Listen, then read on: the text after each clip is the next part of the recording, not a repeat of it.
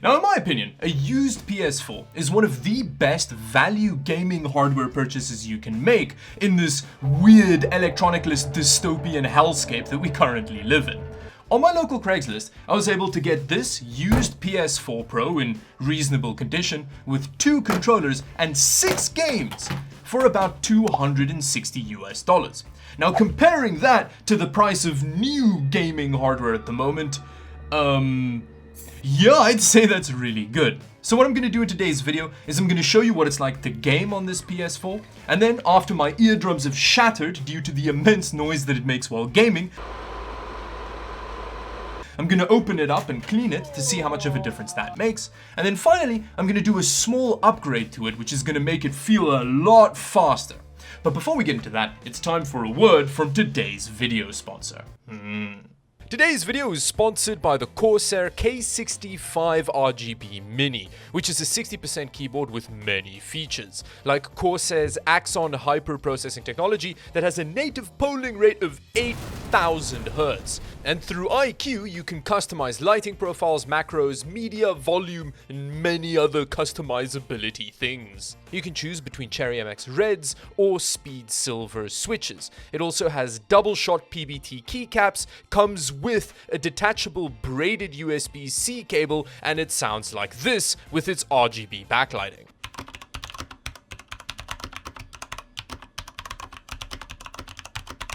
You can really hear that RGB. Thank you very much, Corsair, for sponsoring today's video.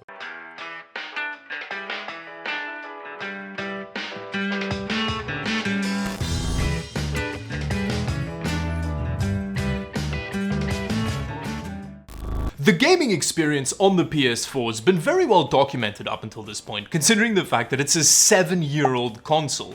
But as somebody who skipped this console generation, I've really been enjoying getting back into it. Just look at all that fun I'm having. The ergonomics of the controller are great. It feels very natural to use, despite the fact that the ends of the controller look suspiciously like a vibrating marital aid. On the note of vibrations, the rumble is also very satisfying while murdering a boss in the face, because that kind of haptic feedback isn't something that you get while gaming on a PC unless you use an Xbox controller or something like that, which you can just plug straight into your PC.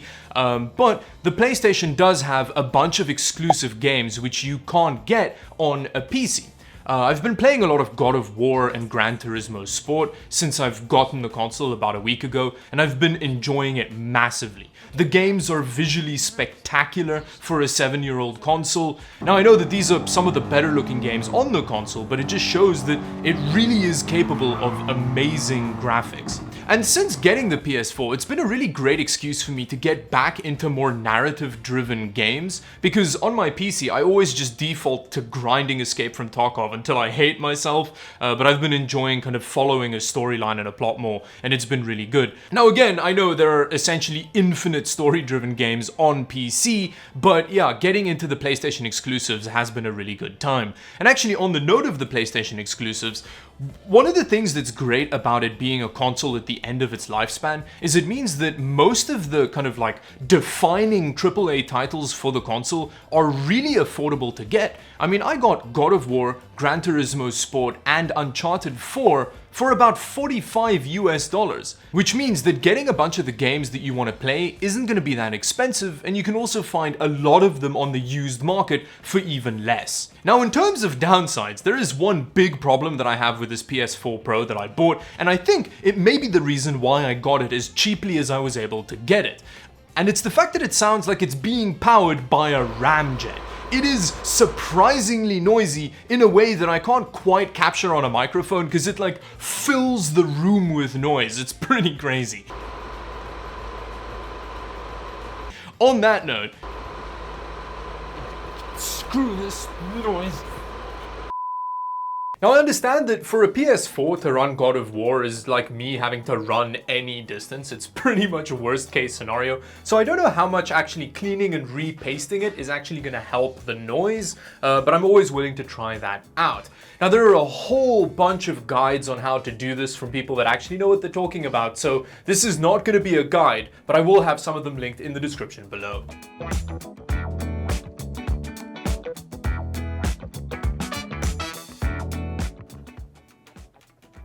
Oh, that feels so terrible. Wow. This console has clearly never lost its innocence. Yeah, okay, there we go. Wow, that fan is actually still surprisingly clean, which worries me a little bit about how much this is actually gonna help.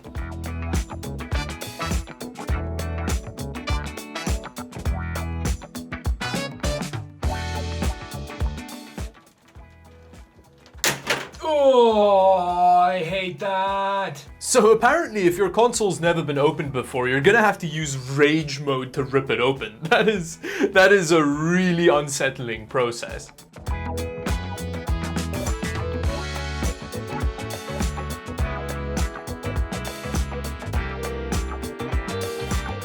Oh, I really hate these little ribbon cables. They're such a pain in the butt to get back in, and it's easy to break the connectors, so you always need to be careful with those.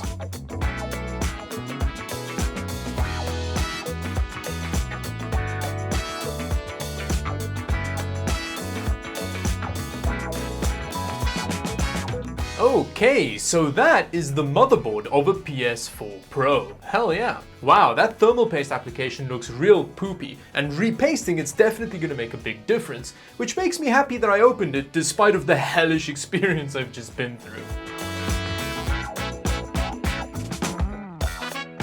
Okay, so there's the dust buildup. So yeah, I'm gonna clean that out, repaste it, put it back together, and then see how much of a noise difference that makes.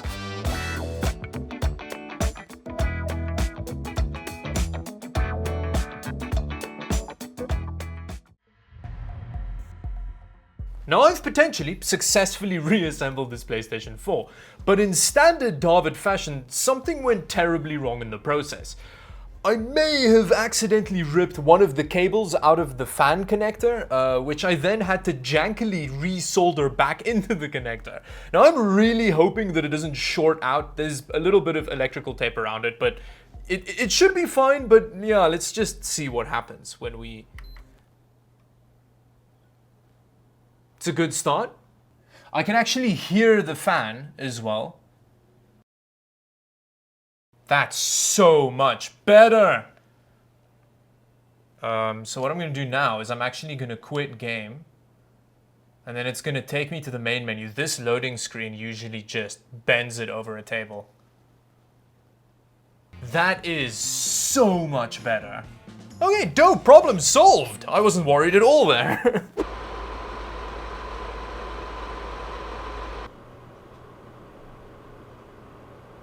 So after all of the effort of popping the console's lid virginity, taking it apart, cleaning it, repasting it, breaking the console, and then finally reassembling it, the noise difference is actually amazing. I genuinely wasn't expecting it to make as much of a difference as it did. Before, while using speakers, it sounded like every game was taking place in a 747 mid-crash, whereas now, it just sounds like kind of background electronics noise. It's actually really difficult to pick up the difference with a microphone, because it's much bigger than it sounds even here. But after that, there's still one more problem that I want to fix with the PS4. Now I can imagine while designing the PlayStation 4, Sony allocated all of their budget towards allocating the APU and getting the perfect slant angle for the case.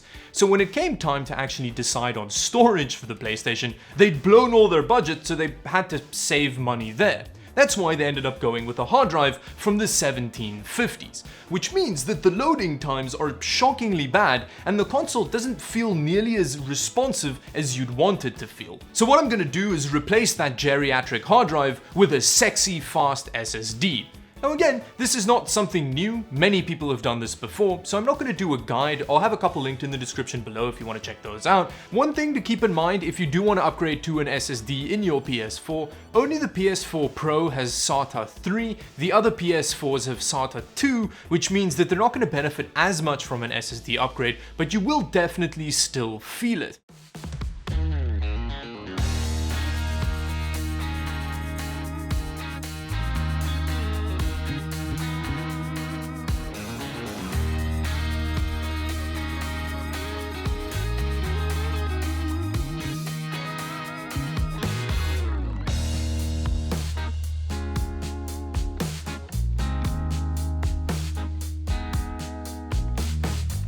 So with that, I've fixed all of my main problems with the PS4. It now no longer sounds like a 747 at takeoff, and it's much more responsive with reduced loading times. After a week of using the PS4, I will definitely recommend it as like an interim gaming device for somebody who can't find like a next-gen console or any graphics card. You can find great deals on them on the used market. The Slims are even cheaper. I actually initially wanted to get a Slim, but because of the really good deal on this Pro, I didn't want to pass up on that. Now, on a final note, there are definitely some downsides to buying a used previous generation console. It's a used electronic device, so it means you're probably going to have to do a bit of maintenance to get the best experience out of it, in the way that I had to.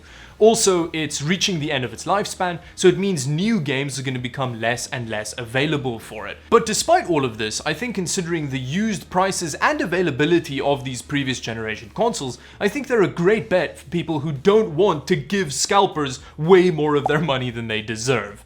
Yeah, let me know in the comment section below what you think of this recommendation. Subscribe to the channel if you want to see more videos like this one, and also PC tech related content. And yeah, thank you very much for watching. Until the next video, bye bye.